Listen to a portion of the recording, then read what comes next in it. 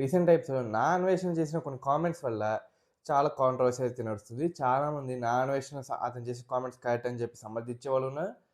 మరి కొంతమంది నా అన్వేషణ కామెంట్స్ రాంగ్ అని చెప్పే వాళ్ళు ఉన్నారు.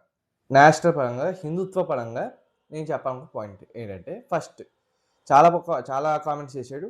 అందులో మెయిన్ ఒక పాయింట్ ఏంటంటే నా అన్వేషణ రేప్ కేసెస్ గురించి ఎక్కువ మాట్లాడారు. మన భారతదేశంలో రేప్ కేసెస్ ఎక్కువ నడిచాయి. 60,000 కేసులు అనేది రిజిస్టర్ అయ్యాయి 1 ఇయర్‌లో అని చెప్పి నా అన్వేషణ మాట చెప్పాడు. సో, ఇది అసలు దుర్మార్గం మన భారతదేశంలో జరగడం దారుణం అని చెప్పి దీన్ని పట్టుకొని ఇతర దేశాలతో కంపేర్ చేసి మన దేశాన్ని అవమానిస్తున్నాడు. సీ ఆడవాళ్ళ మీద అత్యాచారం జరగడం దాని గురించి మాట్లాడాలనుకోవడం తప్పు కాదు. కానీ ఆ అత్యాచారాన్ని పట్టుకొని దేశాన్ని తిట్టడం, ధర్మాన్ని తిడతాం చూడు ఇది వెర్రితనం. అండ్ ఇతను మన భారతదేశం కంపేర్ చేస్తూ మిగతా దేశాలు గొప్పగా చెప్పుకుంటున్నాడు. ఒక రియాలిటీ ఏంటో తెలియట్లేదు నా అన్వేషణకి. 125 దేశాలు తిరిగా అంటాడు కానీ అసలు రియాలిటీ ఏంటో కూడా తెలియదు.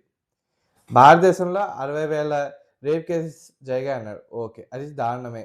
కాకపోతే ఈ దేశంలోనే ఎక్కువ జరుగుతున్నాయి. మిగతా ఏ దేశంలో ఎక్కువ జరగట్లేదు అంటున్నారు. ఒక్కసారి గూగుల్‌లో చాట్‌జీపీటీలో సెర్చ్ చేసి చూడండి. అక్కడ మీకు ఏ దేశం first high rape case register అయిన దేశాలు ఏంటి అంటే మన భారతదేశం పేర్లు రావు. మిగతా దేశాల పేర్లు వస్తాయి.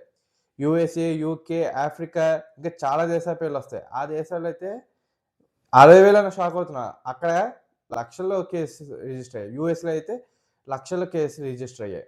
అక్కడ ఉన్నది జనాభా కనీసం పట్టుమని 50 కోట్ల మంది కూడా లేరు. 30 కోట్ల జనాభా. యూఎస్‌లో 30 కోట్ల జనాభాలో 1,00,000 రేప్ కేసెస్. 100 కోట్ల పైన 150 కోట్ల ఉన్న ఈ దేశంలో 60,000 రేప్ కేసెస్. 100 కోట్ల పైగా ఉన్న ఈ దేశంలో 60,000 రేప్ కేసెస్. 30 కోట్ల జనాభాలో 1,00,000 రేప్ కేసెస్. అంటే ఎక్కడ క్రైమ్ ఎక్కువ నడుస్తుంది? ఏ క్రైమ్ ఎంత దారుణంగా నడుస్తుందో ఫస్ట్ గుర్తించండి. అండ్ ఒక్క యూఎస్ఏ కాదు. యూకే, యూరోప్ మొత్తం కూడా చెక్ చేసుకున్నా, ఆఫ్రికా చెక్ చేసుకున్నా, ఈవెన్ థాయిలాండ్‌లో కూడా చూసుకుంటే కూడా థాయిలాండ్‌లో కూడా రేప్ కేసెస్, సెక్సువల్ అసాల్ట్ అనేది ఎక్కువ నడుస్తున్నాయి. దాని మీద సెపరేట్ డాక్యుమెంటరీస్ కూడా వచ్చాయి. ఏదో థాయిలాండ్‌లో కూడా అదేదో ఉత్తమ దేశంలాగా దాంట్లో అసలు ఏమీ జరగనట్టు చెప్తున్నాడు. అక్కడ అసలు ఎక్కువ జరుగుతాయని కూడా అందరికి తెలుసు. సో, ప్రపంచవ్యాప్తంగా దాని మీద ఎక్కువగా దాని చర్చనీయాంశంగా చాలా సార్లు జరిగింది కూడా. భారతదేశంలో స్త్రీల పట్ల జరిగిన అత్యాచారం మాట్లాడడం కూడా తప్పు కాదు కానీ, దాన్ని పట్టుకొని ఇతర దేశాలతో కంపేర్ చేసి మన దేశాన్ని తిడుతున్నాం చూడు, ఇది యాంటీ నేషనల్ పనిగా మనం గుర్తించాలి. నా అన్వేషణ ఏంటంటే బాగా తిరిగాడు కానీ నాలెడ్జ్ మాత్రం ఇంట్లోనే ఫ్రిడ్జ్‌లో పెట్టేసాడు. సో, ఒక విషయం గుర్తుపెట్టుకోండి. మన భారతదేశం అత్యాచారం జరగడం అది మాట్లాడాలనుకోవడం తప్పు కాదు. కానీ దాన్ని పట్టుకొని దేశాన్ని తిట్టారు చూడండి అది తప్పు.